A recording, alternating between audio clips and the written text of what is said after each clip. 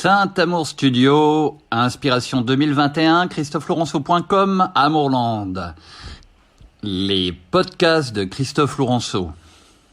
Nous avons une civilisation de l'amour à construire et c'est du feu qui nous habite. Sur le podcast 1, où on fait connaissance, j'ai évoqué, pour donner plus de moyens de me connaître aux personnes vers qui je vais pour pouvoir leur proposer mes services et mes compétences, j'ai décliné la vision anthropologique qui sous-tend mon approche de l'humain. Et certains pourraient se poser la question, qu'est-ce que la spiritualité est, en ce qui me concerne, chrétienne, car c'est celle de mes origines et celle d'une expérience multiple et tout un chemin de vie qui me construit, qui me répare, qui me régénère, qui me guérit, qui me enseigne, qui me fait croître, grandir, qui me fait rayonner et qui me pousse vers l'autre que moi-même. Et même en moi, en dehors de mon moi, je suis poussé vers ce qu'on pourrait utiliser, on peut utiliser le soi jungien. Alors, je ne suis pas psychanalyste, mais j'aime les orientations, entre autres, de Carl Gustav Jung, et j'aime sa vision. Elle n'est pas complètement idéale, je dirais. Elle n'est pas. Je n'y adhère pas totalement, ou entièrement. Mais elle est beaucoup plus proche de mon approche des profondeurs psychanalytiques de l'être humain, de l'inconscient et du rapport de l'inconscient et du conscient, que ce que je peux avoir découvert des approches comme Freud ou Lacan. Je ne connais pas tout dans ce domaine. Il y a peut-être d'autres travaux qui ont été faits et qui peuvent se rapprocher. Je suis ouvert à tout apprentissage nouveau. Cependant, Jung utilise le terme de soi pour parler de la fine pointe, ce que je disais hier dans le podcast 1, la fine pointe de l'âme, le nous dans la tradition pré-chrétienne grecque, c'est-à-dire l'intellect. Je dirais l'esprit, et non pas l'âme, qui habite donc l'être humain. Donc je parlais donc de cette anthropologie quadripartite et pourquoi la spiritualité en relation avec la psychologie, la guérison et le développement personnel, donc la croissance de la psychologie, qu'il faut d'ailleurs bien considérer de 80% de psychologie et 20% de technique, qui sont les quotas qui permettent de vraiment se tourner vers la réussite au service de l'humain. Et la psychologie dans son développement, pour moi, ne serait pas possible si l'on ne considérait pas qu'il faut s'ouvrir sur un tout autre que soi pour pouvoir évoluer et rentrer dans un service du bien commun, c'est-à-dire du bien de tous les êtres vivants dont nous faisons partie et qu'il nous faut apprendre à considérer pour pouvoir faire grandir une psychologie individuellement, dans un processus d'individuation, comme le dit Jung, qui nous libère de l'individualisme, mais l'individualisme peut être une voie menant vers une prise de conscience et une individuation.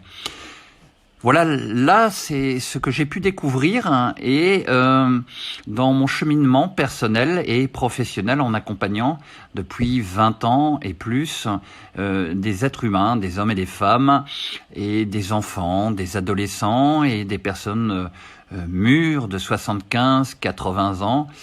Et il y a un besoin de dépasser son moi pour résoudre souvent bien des pathologies qui sont conséquentes à un enfermement, un repli sur le moi.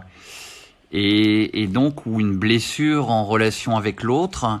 Et le soi étant donc le nous, l'intellect, la fine pointe de l'âme, qui permet donc, et dans une symbolique qui est très présente partout, et qui est un amusement pour les soirées et pour les adolescents et les adolescentes et tout cela, mais qui fait appel à quelque chose de profond, c'est-à-dire la licorne. D'ailleurs, il y a une forme d'innocence et de naïveté et en même temps de refus et d'attirance pour quelque chose de magique ou de merveilleux et qui émerveille et qui emmène vers un monde autre que le monde naturel. Cette corne, cette licorne, c'est le symbole de l'unité que l'on retrouve entre le mystère du vivant, du monde ou des mondes invisibles et en relation avec le monde naturel et les différents mondes intellectuels, psychiques, affectifs et corporels. Donc, cette vision quadripartite s'explique facilement et se comprend facilement pour les personnes qui voient qu'il n'y a pas que le monde naturel, mais il y a aussi le monde surnaturel, c'est-à-dire au-dessus du monde naturel ou au-dedans du monde naturel, quand on approche l'aspect transcendant ou l'aspect immanent. L'immanence étant l'intériorité et la transcendance, ce qui dépasse notre nature humaine. Et alors, la transcendance ne peut pas se faire que de collectivité, d'addition d'individus dans l'individualisme les uns à côté des autres, mais aussi d'union par un esprit tout autre que son nous ou son intellect, et qui est le pneuma, comme je le disais hier en grec, qui est l'esprit divin, qui n'est pas le nous de l'intellect humain, qui peut symboliser donc ce rayon de lumière, d'unité à faire entre l'esprit humain et l'esprit divin. Donc cette lumière coulant du tout autre esprit divin dans l'intellect de l'humain et l'esprit peut amener un développement de cet esprit et un développement de sa capacité psychique, de ses vertus aussi, ses forces, ses valeurs et aussi de son affectivité et de ses émotions. Une connaissance profonde des fonds psychanalytiques aussi, des pulsions de vie et de mort, le désir et donc aussi l'interaction avec le corps physique. Donc pour moi, il me paraissait évident dans mon éducation au départ d'un jeune garçon catholique dans une école catholique qui avait appris la religion, mais qui a vu ses grâces, ses qualités, selon les personnes que l'on rencontre, et quand on est enseigné, et la nécessité d'aller plus au-dedans, dans l'immanence, l'intériorité, et plus au-dessus, la transcendance, ce qui est au-dessus de nous-mêmes, que les simples enfermements idéologiques et les lettres mortes théologiques de beaucoup de gens qui étouffent l'esprit, le pneuma donc je disais, et c'est-à-dire le souffle spirituel dont on parle et qui a sa place, car il souffle où il veut, ce souffle spirituel, et on ne sait pas d'où il vient et on ne sait pas d'où il va. Il est l'esprit de liberté. Et donc, c'est le noyau de l'être qui nous amène, nous sommes dans ce podcast 2, dans la semaine sainte donc de la Pâque 2021, et bien ce mystère qui est ritualisé dans ce chemin initiatique chrétien, bien nous le retrouvons là, et nous allons arriver à un moment où il y a donc le passage de la mort initiatique à la résurrection, et ceci est faisable que dans le noyau, je ne dirais pas le noyau dur, mais le noyau de feu de cet être tout autre que mon moi, qui peut habiter dans mon moi, et ce n'est plus mon moi qui vit, mais c'est ce feu divin qu'on apprend à découvrir, à connaître et à intégrer dans notre psyché. Passer de l'ancien moi au nouveau moi et vivre avec une source de jaillissement éternel, de régénérescence et de résurrection, de renaissance. Voici ce que je vois être le besoin de ma vie et ce que je comprends il y a 25 ans, 30 ans, être le besoin de la vie d'une majorité de personnes dans cette société. J'ai depuis accompagné de nombreuses personnes et des professionnels aussi que j'accompagne encore aujourd'hui, de la relation d'aide, psychologue, psychothérapeute, kinésiologue, ostéopathe, infirmière, infirmier, dans toutes les branches du médical et du paramédical. Et j'ai constaté une une totale absence de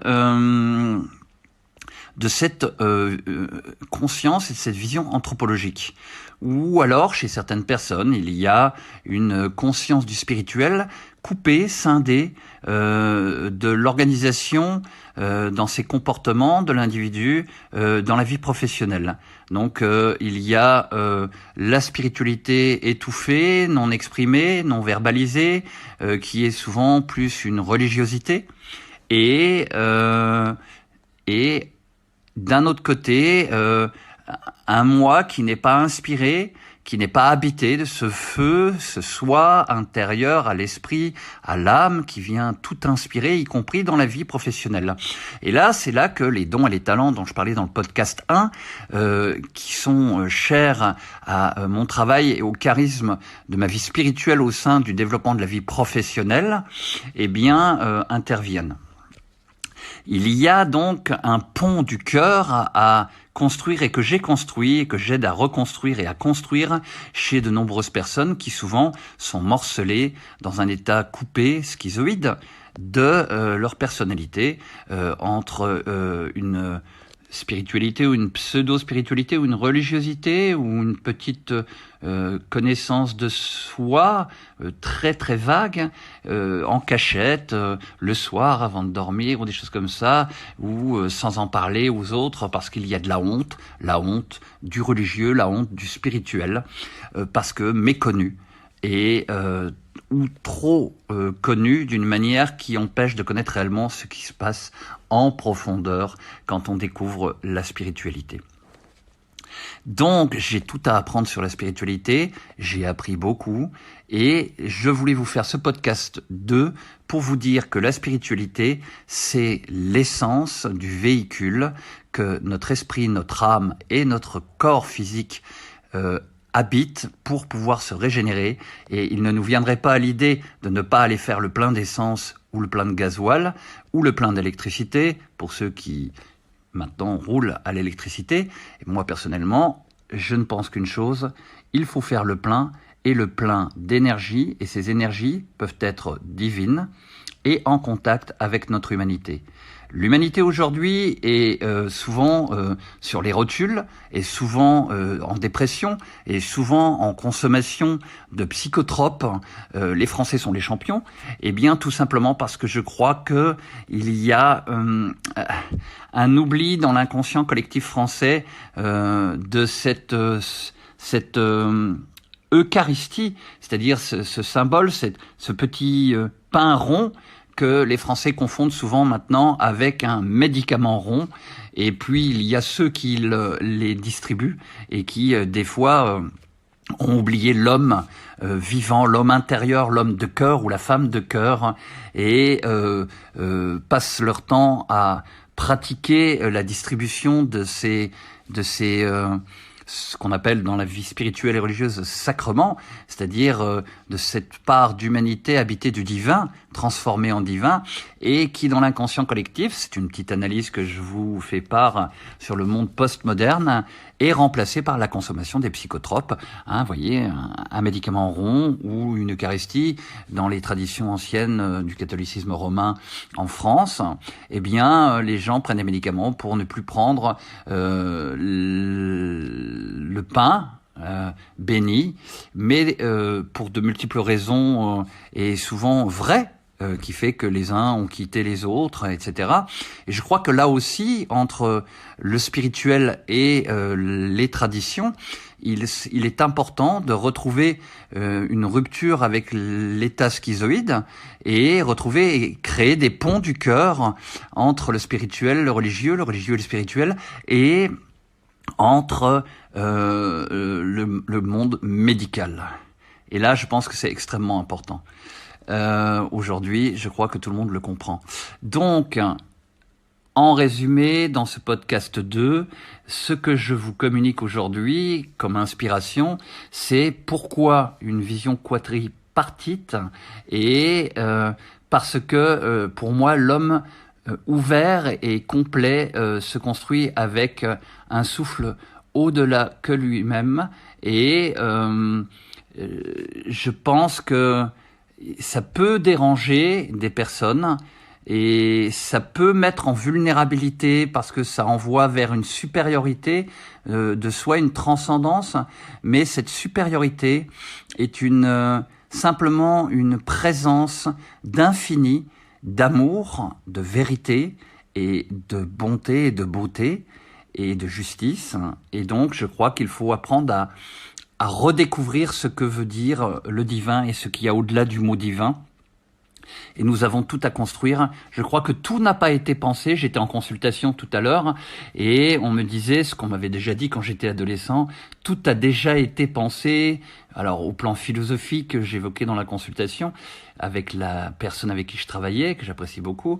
Et je ne le pense pas. Je pense que tout n'a pas été pensé, que tout n'a pas été aimé, que tout n'est pas aimé encore et que tout reste à construire comme nous ne l'avons encore jamais conçu, dans une nouvelle perception, un nouvel état de conscience.